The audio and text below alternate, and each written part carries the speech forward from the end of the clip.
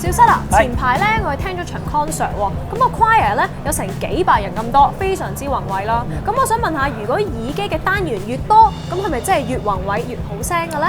嗱，咁啊唔一定嘅，好似動鐵耳機單元咁啊，唔係多就好聲㗎。你諗下，一對耳機有咁多個單元，而佢哋各自有擅長嘅聲音頻率，係需要一個指揮去分配唔同嘅頻率俾唔同嘅單元㗎喎。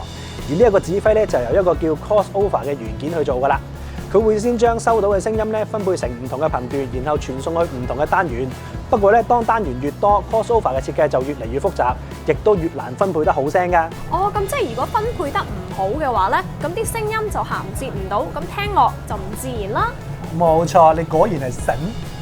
XBA245可以兼容高解析度嘅音訊，混合式嘅單元咧令佢可以呈現深沉嘅低音同埋清晰嘅高音，用上咗靈敏嘅鋁質塗層液晶高分子振膜，令佢出嚟嘅聲音更為清晰㗎。